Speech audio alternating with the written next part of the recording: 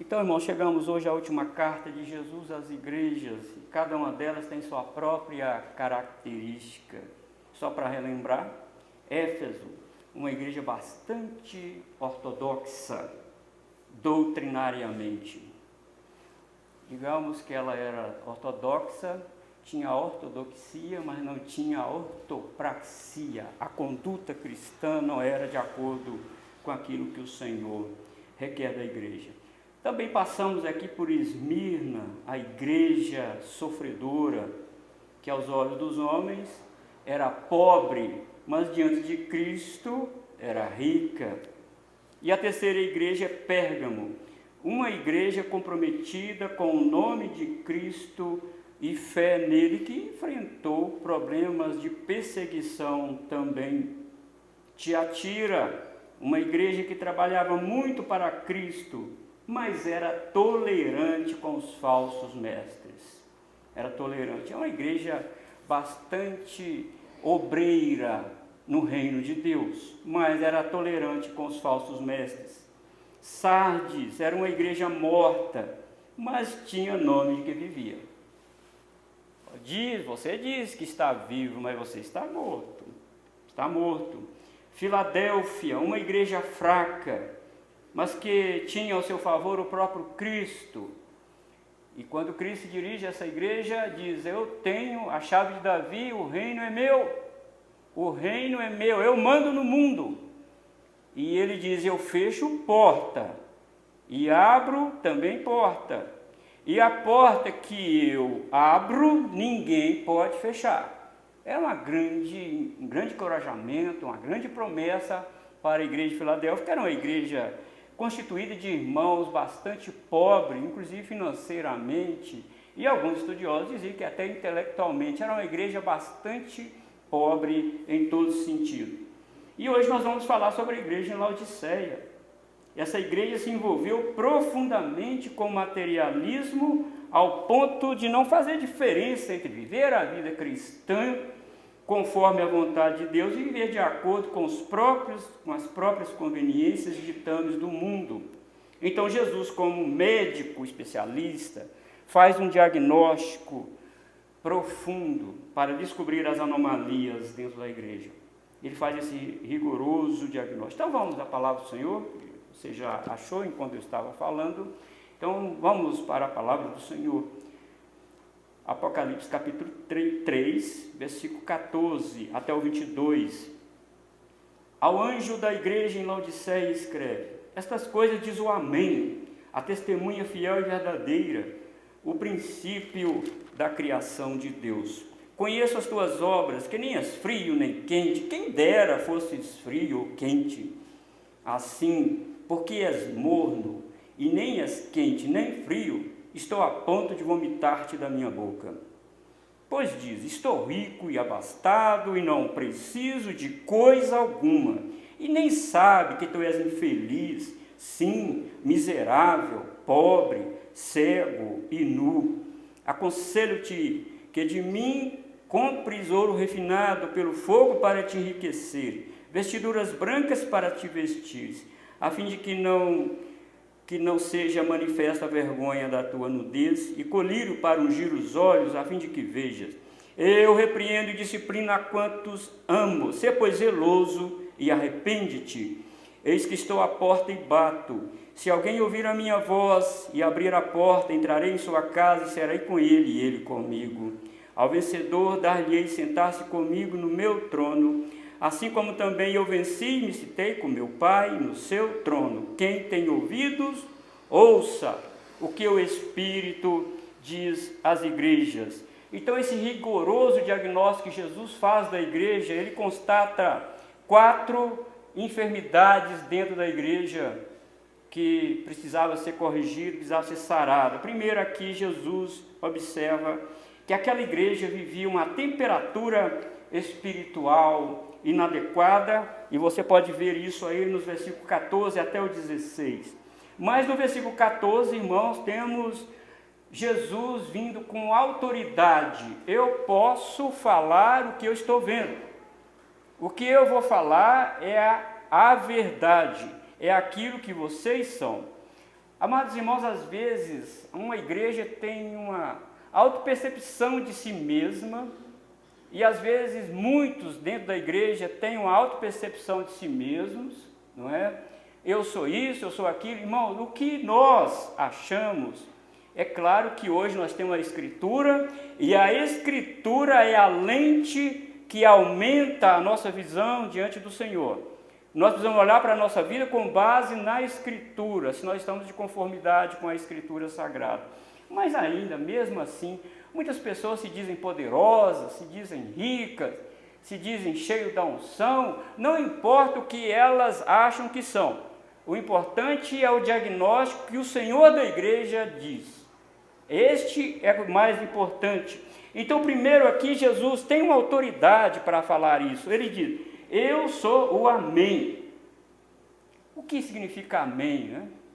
A resposta final. A verdade final. Isso significa o Amém.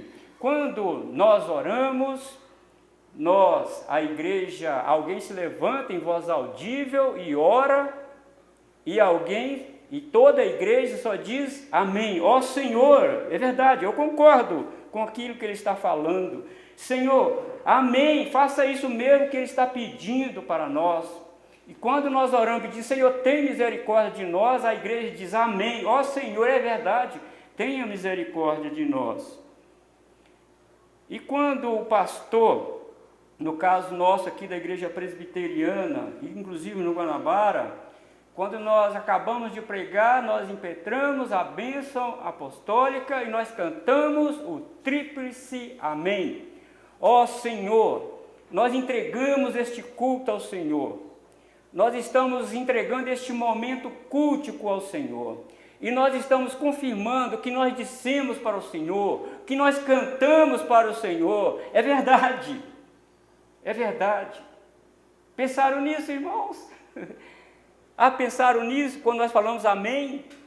Então, quando dizemos Amém, irmão, nós estamos concordando e nós estamos dizendo o que nós prestamos aqui no final do culto, o tríplice Amém, é verdade, verdade e verdade. Isso tem que partir do nosso coração. Mas como? Quem tem o diagnóstico? Quem sabe de tudo? É o Senhor. E às vezes nós caímos em Jeremias 17, versículo 9, enganoso é o coração do homem, quem o conhecerá? Nem nós mesmos nos conhecemos, irmãos. Por isso que nós não podemos de forma alguma correr o risco. Precisamos voltar para as Escrituras e viver conforme ela nos orienta, porque senão nós erramos. Nós erramos. Mas Jesus também fala, eu sou a testemunha fiel e verdadeira. Amados, nós temos o dever de falar a verdade. Nós temos o dever de ser fiel ao Senhor. Mas, irmãos, jamais nós seremos como Jesus. Aqui Jesus, eu sou a testemunha fiel e verdadeira. Só Jesus pode dizer isso que o apóstolo Paulo disse a respeito dele, inspirado pelo Espírito Santo, em Colossenses capítulo 1, versículo 15. Ele é a imagem do Deus invisível, o primogênito de toda a criação. Então, quem visse Jesus naquele seu ministério terreno, estava vendo Deus em sua plenitude. Por isso que ele diz lá para Filipe, você está perguntando cadê o Pai? Oh, meu camarada, quem vê a mim, vê o Pai. Eu e o Pai somos um, Jesus falou. Então, irmãos, quais são as credenciais de quem está fazendo esse diagnóstico? Jesus. Ele é o Amém. Ele é a verdade final. Não existe verdade depois dele, nem antes dele. Ele é a verdade final. Ele é a testemunha fiel e verdadeira. Mas também no versículo 14 nós temos aí o princípio da criação de Deus. No concílio de Nicéia, no ano 325, estava lá rodeado por os teólogos da igreja e todos aqueles que estavam resolvendo a controvérsia da divindade de Jesus. Ário usou esse texto aqui de Apocalipse, o herege Ário, presbítero da igreja, para dizer que Jesus não é Deus. Ele diz, olha aqui, ele mesmo falou que ele é o princípio da criação de Deus. Deus é eterno, então ele não é Deus, porque ele teve princípio. Ele que falou aqui. Mas qual foi a resposta de Atanásio? Atanásio disse, olha, aqui não está dizendo que ele é o início sequencial de toda a criatura. Isso significa que ele é a fonte, o arquétipo, a partir do qual toda a criação flui. É isso que ele está falando. Ele não está falando disso não, Ário. Ele está falando que ele é o arquétipo, a fonte de toda a criação, de onde toda a criação emana. Você está enganado. E ele também foi vencido. É por isso, diz Atanásio, está escrito, sem ele, nada do que foi feito se fez.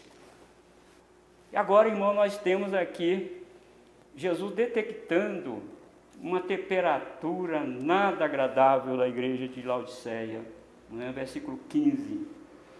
Esse versículo 15 aí mostra essa temperatura. Naquela época tinha 3 cidades, Hierápolis, Colossos e Laodiceia. A água que nascia lá das montanhas de Hierápolis era quente, porque ali era uma região vulcânica, então a água era quente. Mas quando essa água chegava na cidade de Colossos, era fria. Ela tinha passado pela temperatura natural mesmo. Mas quando ela passava por Laodiceia, era uma água morna. Você já tentou tomar um café morno? É nauseante. É muito nauseante. Tenta tomar um refrigerante morno. Também é nauseante, não desce. Jesus está falando, usando, irmãos, eu fico encantado com os meios de ensino de Jesus. Jesus, no seu ministério terreno, sempre pegou coisas do cotidiano para ensinar uma verdade superior. Ele olhou o lírio do campo, com certeza ele apontou o dedo, olha aí os lírios do campo, olha os pássaros, para ensinar uma verdade aos discípulos de que Deus cuida de nós. Jesus sempre pegou isso, e aqui não foi diferente. Ele usou as águas termais desta cidade, Hierápolis, Colossos e também de Laodiceia, para detectar, falar, olha, vocês estão com a temperatura inadequada. Precisa, quem dera você fosse frio ou quente. Oxalá se vocês fossem uma coisa ou outra. Amados irmãos, quando um viajante estava cansado da viagem, chegava em Hierápolis, ele olhava aquelas águas quentes, ele dizia, eu vou mergulhar aqui para tirar as dores musculares, dar uma relaxada nos meus pés. E Jesus apresenta aqui para a igreja como se fosse um viajante, né? Quem dera se você fosse frio ou quente, ou se o viajante estivesse sedento, querendo tomar aquela água fria, gelada. Não, ele chegou na cidade de Laodiceia, Jesus como viajante, a água era morna, intragável, não dá, eu vou vomitar, não dá para beber essa água. Assim são vocês, igreja de Laodiceia. E essa água, por isso que lá no versículo 16, Jesus fala sobre, assim como és morno e nem és quente nem frio, estou a ponto de vomitar-te da minha boca. O que é morno, irmãos? Teologicamente, espiritualmente, o que é morno? Precisamos olhar isso, na verdade? Precisamos olhar. Morno é alguém indeciso na fé. Morno é alguém que não tem fervor espiritual. Morno é alguém que não tem paixão por Jesus. Morno é alguém que faz a obra do Senhor por fazer. Não, irmão, nós temos que queimar o nosso coração nessa obra do Senhor. Nós precisamos, irmãos, amar o Senhor de todo o nosso coração. O que diz Deuteronômio lá quando o Senhor Deus apresentou ao povo de Israel? Ele diz, olha, ame o Senhor de todo o seu coração, de toda a sua alma, de toda a sua força, de toda a sua mente. Ame ao Senhor.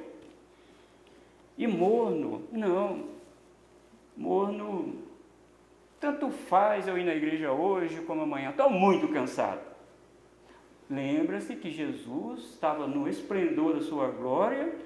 Filipenses, depois se quiser ler, Filipenses capítulo 2, Paulo vai lá na eternidade, lá onde Jesus estava, e ele não teve como usurpação ser igual a Deus. Ele desceu, se humilhou com morte de cruz, identificou conosco, vestiu as mesmas roupas nossas, calçou sandália como nós, sentiu dores, por causa do grande plano de Deus de fazer a vontade do Senhor.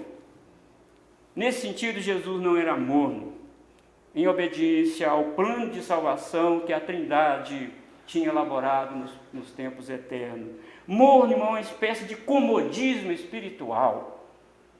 Estou acomodado. Por que a igreja de Laodiceia estava morna?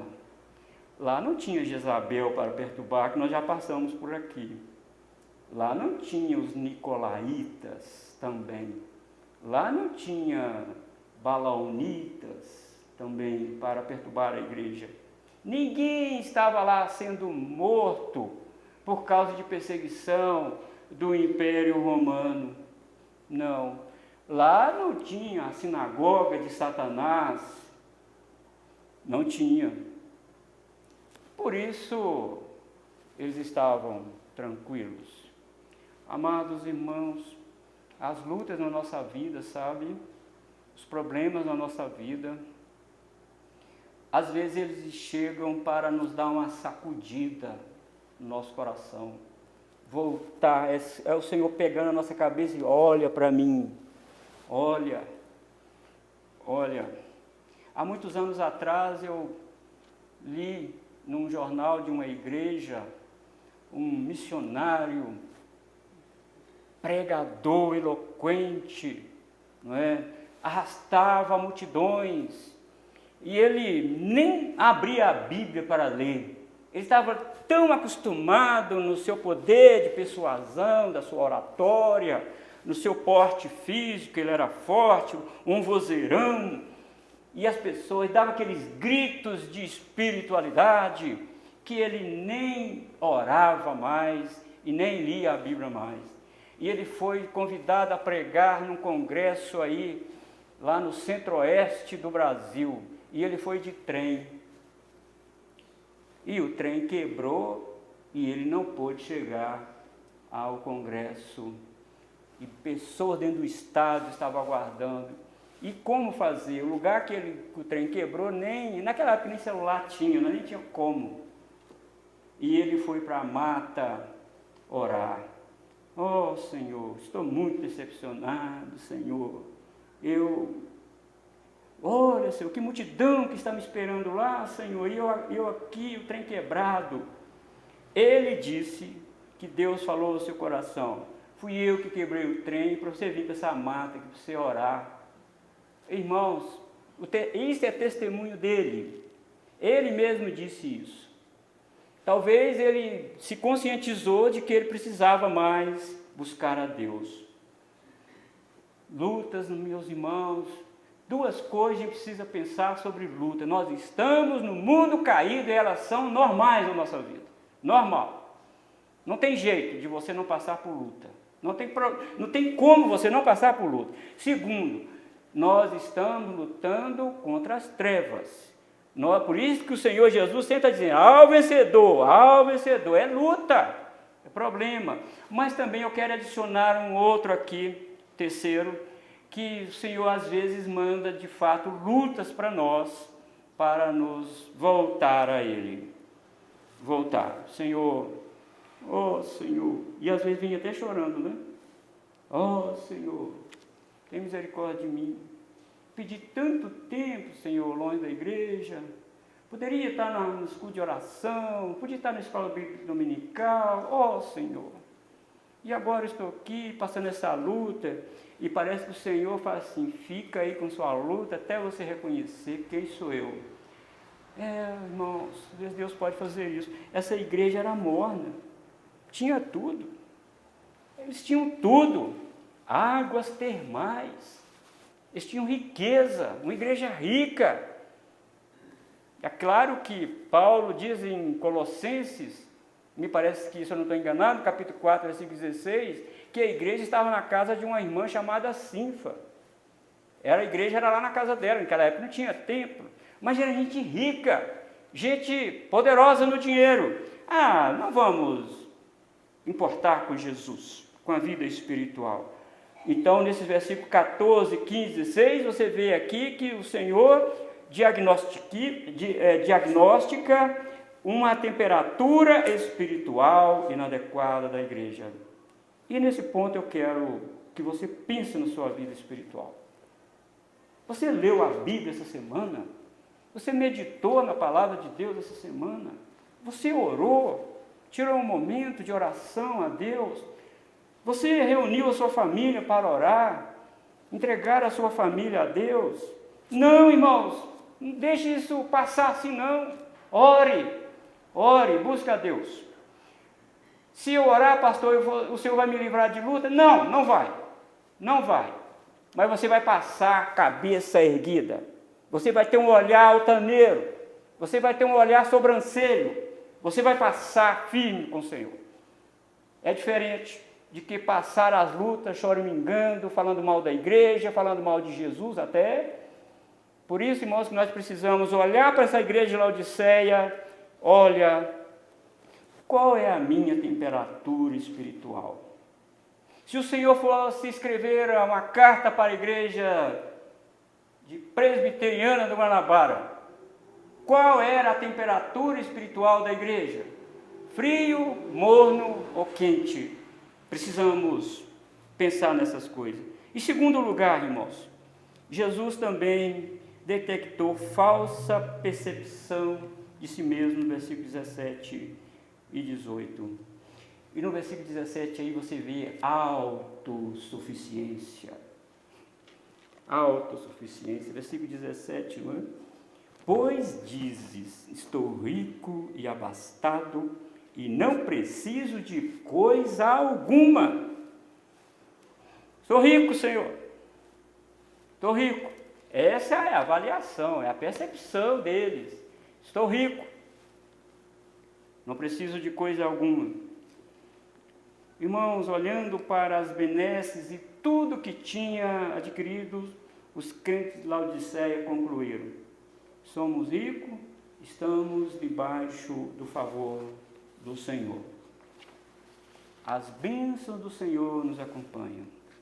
Fiz a campanha, passei na fogueira santa, bebi a água do Jordão, sabe?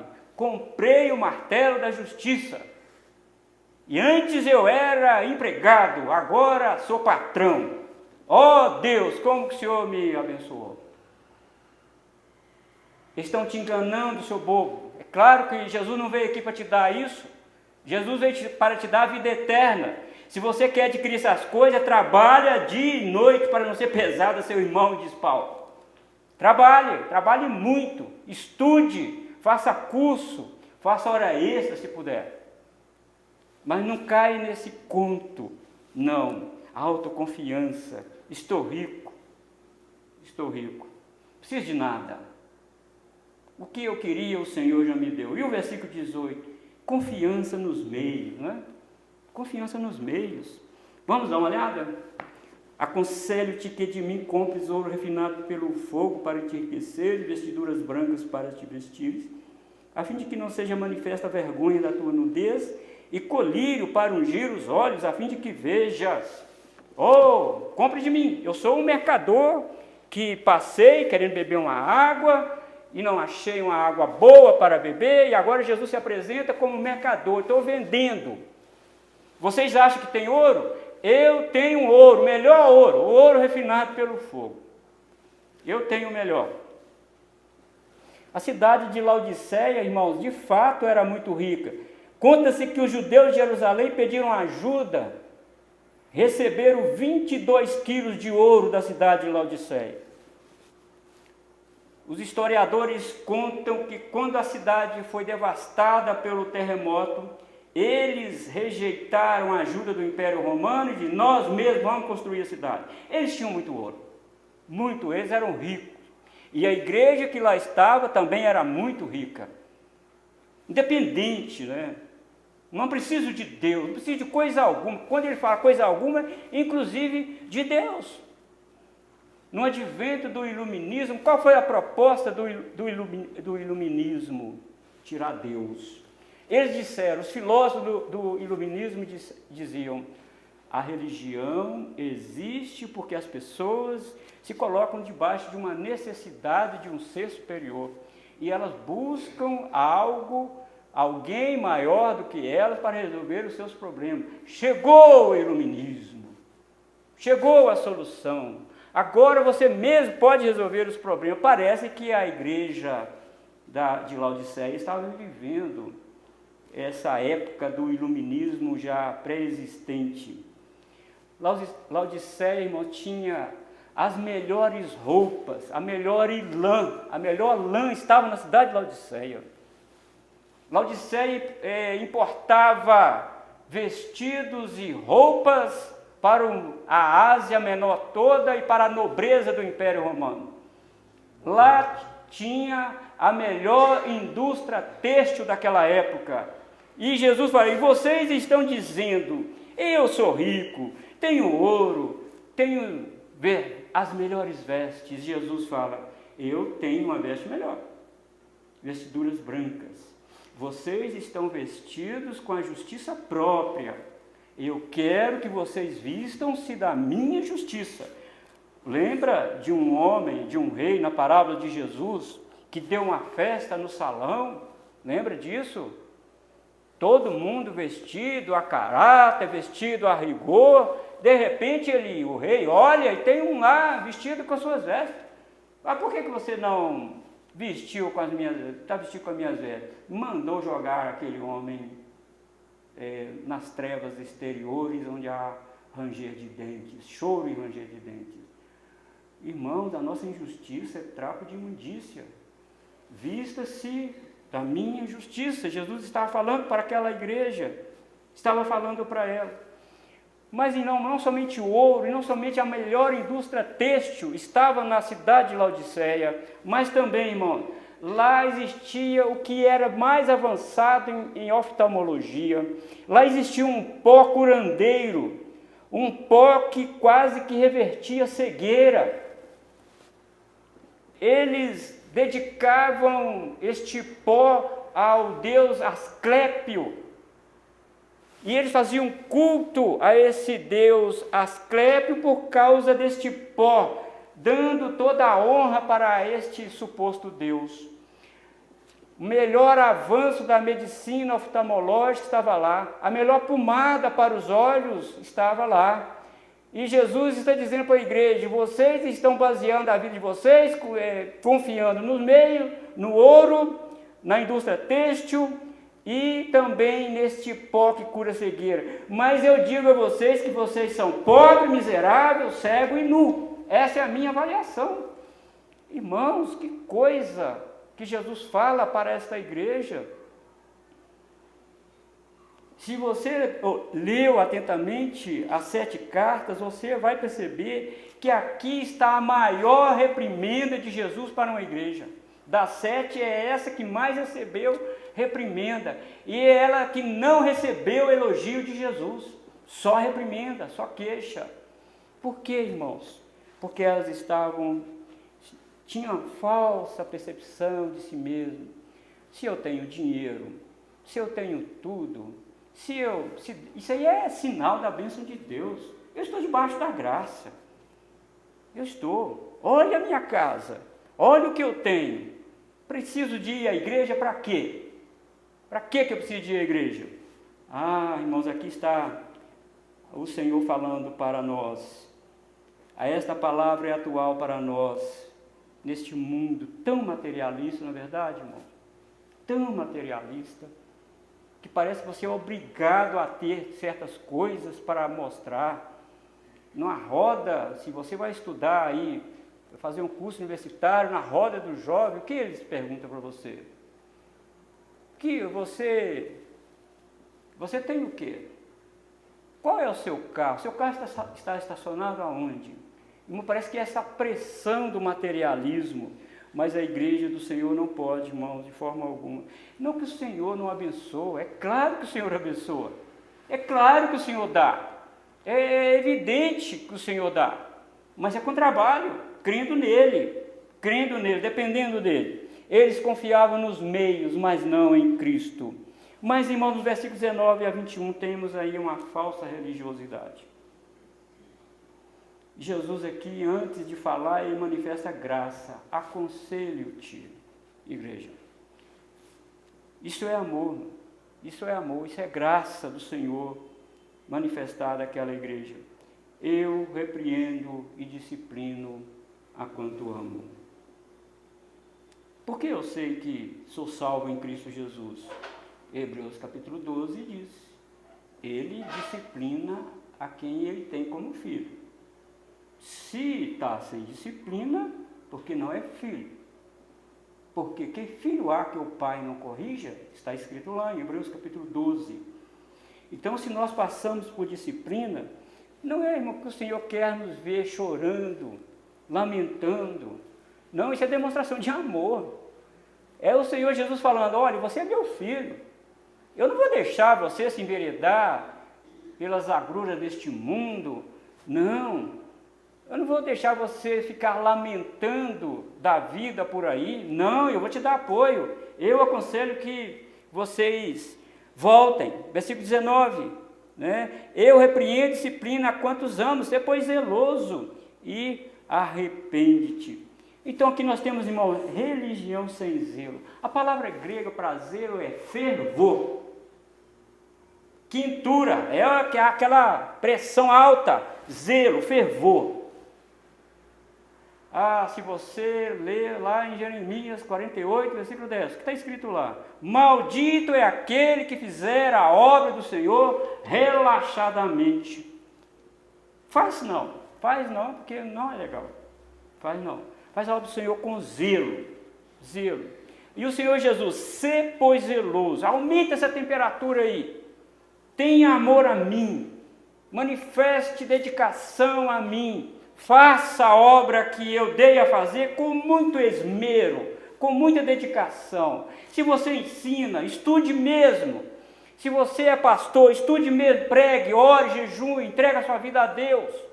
Mas tenha fervor no seu coração para você fazer a minha obra. Aumente a sua temperatura, tenha zelo, tenha fervura espiritual. Não é? Não é assim, irmãos, que nós sentimos quando temos contato com Jesus? Lembra dos 2 discípulos no caminho de Emaús? Abandonaram Jerusalém. Vamos embora. Abandonaram Jerusalém, morreu, acabou a nossa esperança, já era. E conversando os dois pelo caminho, Jesus aparece, claro que Jesus já estava ressurreto. E o que vocês estão conversando? Você é a única aí, nesse aí, que não sabe o que aconteceu em Jerusalém, não? A pessoa, irmão, como que trata a pessoa que acabou de chegar? Você não sabe disso, não? E Jesus foi conversando com eles, e Jesus falou, eu vou para cá. Ele falou, não, já está tarde, vamos lá para casa, essa estrada é perigosa. E convenceu e Jesus foi. E antes de deitar, ele ora, e de repente some. Aí a ficha caiu. Você lembra quais foram as palavras daqueles 2 discípulos? Porventura não ardia o nosso coração quando ele nos falava? Arde, irmão, nosso coração arde por Jesus, né? Obra de Deus. Se você ficar olhando o homem, se você ficar olhando o pastor, se você ficar olhando isso aqui, você não vem à igreja não, irmão. Vem não. Mas você não está aqui por isso não. Você está aqui por causa de Jesus. Quem salvou foi Jesus. E você tem que ter esse fervor, esse zelo para o Senhor. Mas aqui também nós temos religião sem comunhão, não é? O versículo 20. Eis que estou à porta e bato. Se alguém ouvir a minha voz e abrir a porta, entrarei em sua casa e cearei com ele e ele comigo. Jesus estava do lado de fora da igreja. Eu acho engraçado que muitos já pegaram esse versículo para fazer evangelismo, pregar na praça, né? Pecador, Jesus está te chamando e Jesus está batendo a porta. E respeito, estou falando do meu coração, respeito muito a coragem, a ousadia desses amados irmãos que pregam. Mas Jesus está falando aqui não é para o ímpio, não é para aquele pecador, Jesus está falando aqui para a igreja. Eu estou batendo a porta, tem alguém aí que vai abrir essa porta para eu entrar? E Jesus, irmão, toca suavemente a porta, aguardando alguém de Laodiceia abrir.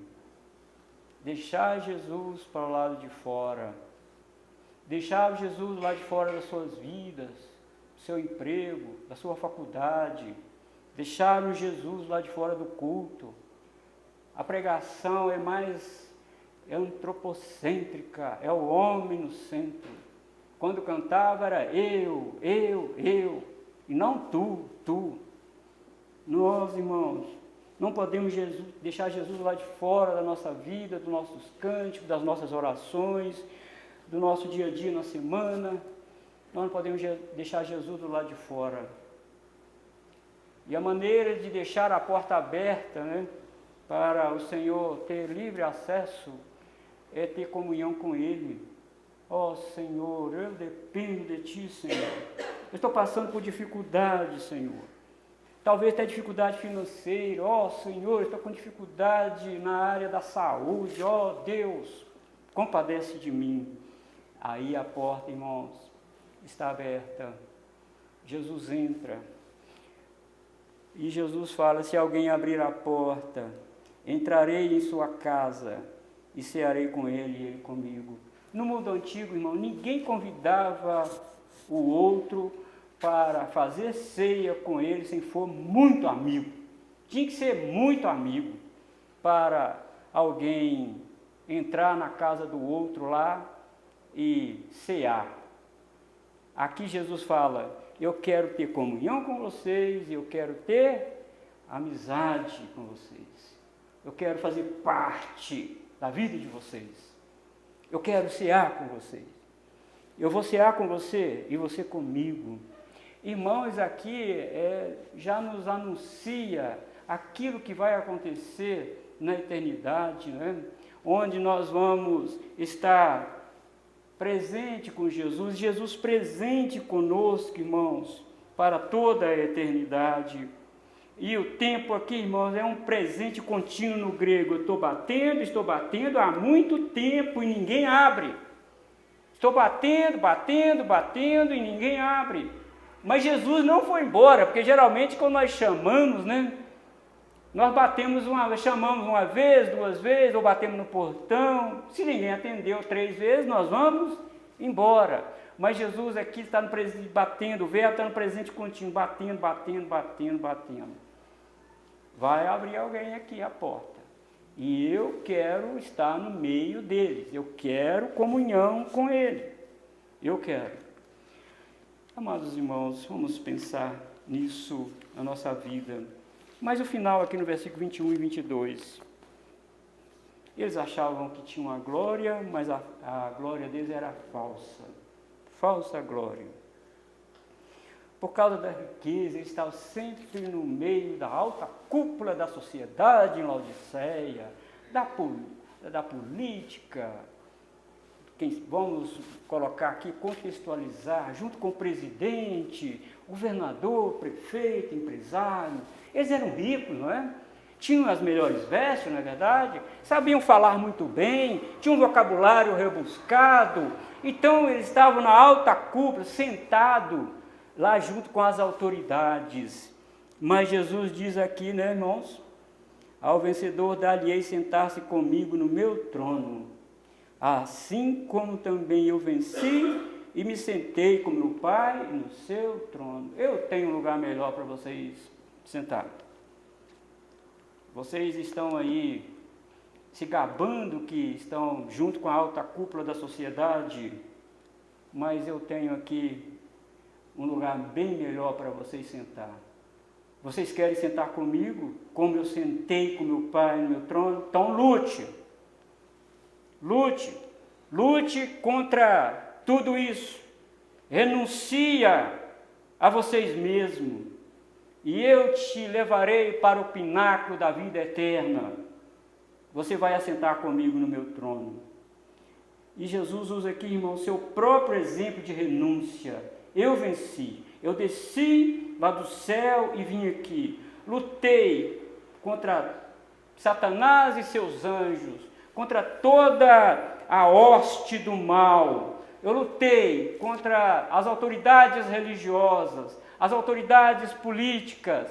Eu lutei, mas fiz a vontade do meu Pai. E hoje eu estou sentado com Ele no seu trono. E eu estendo isso para vocês, igreja de Laodiceia. Se vocês renunciarem a essa autossuficiência, se vocês deixarem de confiar nos meios e confiar em mim, eu levo vocês para sentar comigo no meu trono, como eu estou sentado com meu Pai no meu trono, o seu trono. Não é uma grande promessa, irmãos? Uma grande promessa? Nós precisamos lutar, irmãos, lutar. Lutar contra esse sistema do mal arraigado, contra o pecado. Lutar contra a apatia espiritual, a indolência espiritual. Lutar, ler a Bíblia. Às vezes, irmão, a gente não está nem abrindo a boca, mas quando bocejando, mas quando vai abrir a Bíblia, boceja. Lute contra isso. Lute contra isso. Leia a Bíblia, medite na palavra do Senhor, ore todos os dias da sua vida. Pense em Jesus. Sai de casa pensando em Jesus. Volte pensando em Jesus. Vem para a igreja para cultuar a Jesus. Isso é glória. Isso é glória. É sentar com o Senhor no seu trono. Então no versículo 22 aí, quem tem ouvido, ouça o que o Espírito diz às igrejas. O Espírito diz a Laodiceia, disse a Laodiceia, e o Espírito Santo está dizendo de novo aqui. De novo. Olha, não se envereda por este mundo aí não. Não dê a mão ao sistema. Lute contra isso. Não confie não. Não confie no homem não, confie em mim. Confie em mim. Deposite sua confiança, entrega toda a sua família a mim. Você vai ver o que vai acontecer. O Espírito continua a dizer hoje para nós confiarmos nele, no Senhor. Irmãos, a igreja de Laodiceia vivia a vida espiritual com indiferença. E Jesus fala, quem dera fosses frio ou quente. Aqui para aplicação para nós, irmão, desse texto. Às vezes, irmãos, era melhor não ter tido contato com o Evangelho do que ter e viver a vida cristã de forma relaxada. Às vezes era melhor. Jesus falou que, em certa situação, que era melhor a pessoa nem ter nascido. Era melhor ter amarrado uma pedra no pescoço dela e jogado no fundo do mar, do que ter contato com o Evangelho, com a igreja, com a luz do Evangelho, com a verdade e viver de forma relaxada. Deus não aceita isso. O Senhor quer que a gente seja quente, fervoroso, zeloso. Esse troço não dá certo, irmão, viver de forma relaxada. Isso não deu certo, nunca deu. Sansão, o escolhido de Deus, pagou com sua vida, morrendo de forma trágica, por não ter ouvido o que o Espírito tinha dito a ele. Eu não estou falando de salvação, estou falando de desastres com a nossa vida, no nosso caminhar aqui, dificuldades que a gente passa por aqui. A gente já tem a dificuldade do mundo caído, a gente está lá no mundo caído, já tem a dificuldade própria, e às vezes vamos vivendo a vida na bancarrota, a vida espiritual na bancarrota, na lentidão, no relaxamento, não é verdade, irmãos? Mas o Espírito está dizendo a nós, ser zeloso e arrepende, viva uma vida que me agrade. O rei Saul também foi deliberadamente desobediente, teve uma morte horrível. Ele perdeu a comunhão com Deus e perdeu o reino de Israel. Jesus falou que quem põe a mão no arado não pode olhar para trás. E Hebreus nos traz uma advertência muito séria, e eu queria que você fosse para lá. Hebreus capítulo 6. Hebreus capítulo 6, versículo 4 e versículo 6. 4 a 6. Hebreus capítulo 6, versículo 4 até o 6.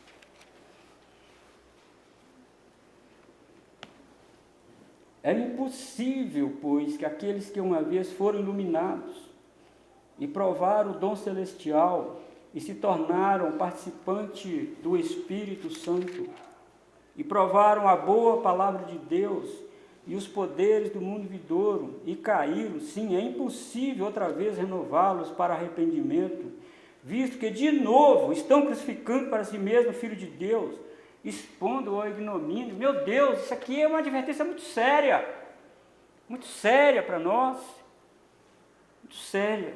Nós precisamos pensar nisso. Irmãos, Deus enviou o profeta Jeremias para alertar o povo sobre o perigo da desobediência. Cuidado com a idolatria, meu povo. E o profeta falando, pregando. O que eles fizeram, Jeremias? Rejeitaram a mensagem do profeta. Rejeitaram. Foram até o rei. Ainda tiveram autorização para jogar ele no calabouço. Prenderam. Até bateram no profeta Jeremias. E quando os falsos profetas davam um passo à frente, Jeremias falando e os falsos profetas davam um passo à frente, é mentira dele. Babilônia não vai vir nada não. Jeremias está mentindo. Irmãos, vocês sabem quem eles acreditaram? Acreditaram nos falsos profetas. E Deus falou, não, Jeremias, continua pregando, Jeremias, prega, Jeremias.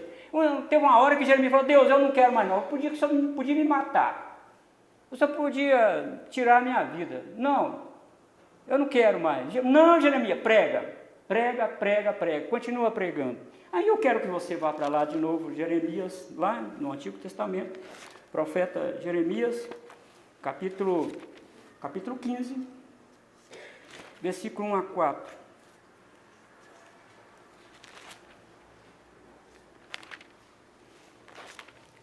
Já eu acho aqui, Jeremias capítulo 15, versículo 1 a 4. É nesse contexto aqui de rebeldia, e Jeremias mesmo assim de rebeldia, de relaxamento, e Jeremias faz 3 intercessões a Deus. Ó Deus, tem misericórdia de Israel, Senhor, tem misericórdia de Deus. Não vou ter. Aí Jeremias ora de novo, depois você lê aí, Jeremias, o contexto. Aí faz de novo uma intercessão fervorosa a Deus. E Deus, não vou atender. E aqui no capítulo 15 ele faz a terceira intercessão a Deus.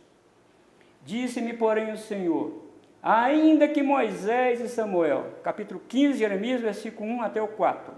Ainda que Moisés e Samuel se pusessem diante de mim, meu coração não se inclinaria para este povo. Lança-os de diante de mim e saiam. Deus aqui estava decidido. Quando te perguntarem, para onde iremos? Dir-lhes-ás, assim diz o Senhor. O que é para a morte, para a morte. O que é para a espada, para a espada. O que é para a fome, para a fome. E o que é para o cativeiro, para o cativeiro. Porque eu os punirei com 4 sortes de castigo, diz o Senhor. Com espada para matar, com cães para os arrastarem, e com as aves dos céus e as feras do campo para os devorarem e destruírem. Entregá-los-ei para que seja um espetáculo horrendo para todos os reinos da terra, por causa de Manassés, filho de Ezequias, rei de Judá, por tudo quanto fez em Jerusalém. Deus cansou, digamos assim, Deus cansou. Chega. Por isso, irmãos, que Jesus reitera, quem tem ouvido, ouça o que o Espírito diz às igrejas. Precisamos ouvir isso. Precisamos ouvir o que a palavra do Senhor nos diz. E vemos aqui também, irmãos, sobre o perigo das riquezas. Perigo das riquezas. Paulo orientou ao pastor Timóteo sobre o amor do dinheiro. Irmãos, é muito difícil alguém ter riquezas e em seu coração não se apegar a elas. É difícil, irmãos. Ter muitas riquezas e o seu coração não se apegar a elas. É muito difícil isso. Jesus falou que onde estiver o teu tesouro, aí estará o seu coração. E ele estava falando no contexto do seu sermão, dizendo que não é para nós acumular tesouros na terra, mas no céu. E ele conclui dizendo, onde estiver o teu tesouro, aí estará o seu coração. Não tem jeito, irmão. Se o nosso tesouro é Jesus, o nosso coração está lá. Mas se o nosso tesouro não for Jesus, nosso coração está aqui. E se é filho de Deus, se você é filho de Deus, o Senhor vai te disciplinar e vai te repreender, para trazer você de volta. Irmãos, olhando para nós, se não fosse Jesus, se não fosse Ele assumir o meu pecado e o nosso pecado, estaríamos, irmãos, perdidos. A boa notícia do Evangelho é que Jesus, irmão, levou sobre Ele todas as nossas mazelas, as nossas dificuldades, mas, irmãos, Ele exige zelo, Ele exige amor, Ele exige dedicação de nós, Ele exige que façamos a obra dEle com fervor no coração, com muito amor no nosso coração, uma dedicação a Ele, é o único que Ele requer de nós. Por isso que nós lemos Salmo 116, não é? Que darei eu ao Senhor, por todos os benefícios? Temos condições de dar alguma coisa a Deus, irmão? Então somente agradecê-lo, honrá-lo, cultuá-lo com a nossa vida, com os nossos bens. Que Deus em Cristo Jesus nos ajude, nos abençoe. Igreja de Laodiceia tinha uma percepção errada. Sou rico, tenho falta de nada. Tenho falta não. Jesus falou, não, você é pobre, miserável, cego e nu. Vamos ficar de pé, vamos orar.